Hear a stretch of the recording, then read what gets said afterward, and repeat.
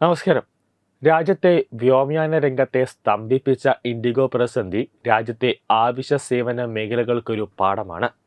ഏതൊരു രംഗത്തും കുത്തകവൽക്കരണം വരുന്നത് വലിയ പ്രതിസന്ധിയിലേക്ക് നയിക്കുമെന്ന് ഈ സംഭവം അടിവരയിട്ട് പറയുകയാണ്.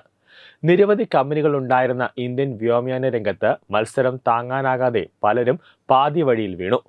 ആഭ്യന്തര സർവീസിന്റെ 65% ഇൻഡിഗോയുടെ കൈവശമാണ്. സമ്മർദ്ദത്തിലൂടെ കാര്യങ്ങൾ നേടിയെടുക്കാനുള്ള ഇൻഡിഗോയുടെ നീക്കമാണ് ഇപ്പോഴത്തെ പ്രതിസന്ധിക്ക് കാരണമായത്. ഏതൊരു രംഗത്തും കുത്തകവൽക്കരണം വരുന്നത് സർവീസുകൾ മോശമാകാനും തോന്നിയ വില ഈടാക്കാനുമുള്ള ലൈസൻസായി മാറുകയും ചെയ്യും. വ്യോമയാന രംഗത്തെ പ്രതിസന്ധി രാജ്യത്തെ ടെലികോം രംഗത്തിന് ഒരു മുന്നറിയിപ്പാണ്. ഒരു കാലത്ത് 10ലേറെ സേവനദാതാക്കൾ സജീവമായിരുന്ന ഇന്ത്യൻ മാർക്കറ്റിന്റെ നിയന്ത്രണം ഇപ്പോൾ റിലയൻസിന്റെയും ജിയോയുടെയും ഭാരതി എയർടെലിന്റെയും കൈവശമാണ്. പൊതുമേഖലാ സ്ഥാപനമായ BSNL കളത്തിലുണ്ടെങ്കിലും അത്ര ഫലപ്രദമല്ല. ഇപ്പോൾ തന്നെ പ്ലാനുകൾ തോന്നിയ പോലെ വർദ്ധിപ്പിക്കുകയാണ് ഇരു സ്വകാര്യ കമ്പനികളും.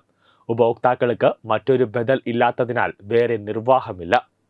നാളെ ഒരു സുപ്രഭാതത്തിൽ നിരക്കുകൾ ഇരട്ടിയാക്കിയാലും നോക്കി നിൽക്കേണ്ട അവസ്ഥയിലാണ് കാര്യങ്ങൾ. സ്വകാര്യ കമ്പനികളുടെ വിലപേശൽ ശേഷി കുറച്ചു നിർത്താൻ സർക്കാർ സേവനദാതാക്കളെ ശക്തിപ്പെടുത്തിയില്ലെങ്കിൽ ഭാവിയിൽ സമാന പ്രതിസന്ധി നേരിടേണ്ടി വന്നേക്കും. ഒരു കാലത്ത് ഇന്ത്യൻ ടെലികോം രംഗത്ത് ബഹുരാഷ്ട്ര കമ്പനികൾ ഉൾപ്പെടെ നിരവധി വമ്പന്മാരുണ്ടായിരുന്നു.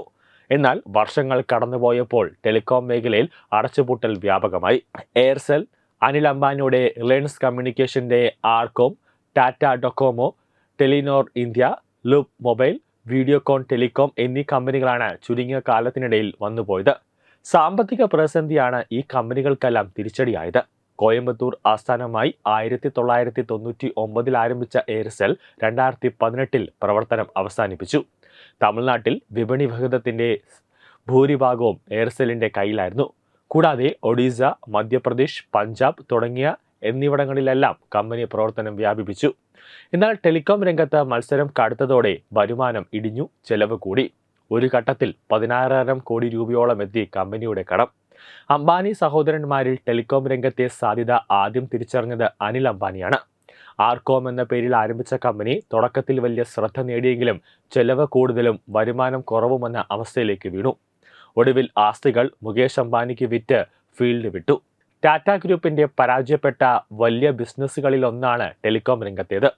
വലിയ മുതൽ മുടക്കോടെ 2008 ആരംഭിച്ച ടാറ്റ ഡൊക്കോമോയ്ക്ക് തുടക്കത്തിലേക്കുള്ള പ്രൗഢി നിലനിർത്താൻ സാധിച്ചില്ല. ജപ്പാനീസ് കമ്പനിയായ NTT ഡൊക്കോമോയുമായി ചേർന്നാണ് ടാറ്റ ടെലികോം മേഖലയിൽ നിക്ഷേപം നടത്തിയത്. പ്രകടനം മോശമായതിനെ തുടർന്ന് ഇടക്കാലത്ത് ഡൊക്കോമോ സംയുക്ത സംഭവം വിട്ടു. ഒടുവിൽ 2017 ഭാരതി എയർടെൽ കമ്പനിയുമായി ആസ്തികൾ വാങ്ങി. ടെലികോം രംഗം വിദേശ നിക്ഷേപകർക്കായി തുറന്നു കൊടുത്തതിന്റെ ചുവട് പിടിച്ചാണ് നോർവേ ആസ്ഥാനമായ ടെലിനോർ ഗ്രൂപ്പ് ഇന്ത്യയിലേക്ക് എത്തുന്നത്. എന്നാൽ കടുത്ത മത്സരം നടന്ന വിപണിയിൽ അതിജീവിക്കാൻ ടെലിനോറിനും സാധിച്ചില്ല. ന്യൂസ് ഡെസ്ക് തത്വമൈ TV.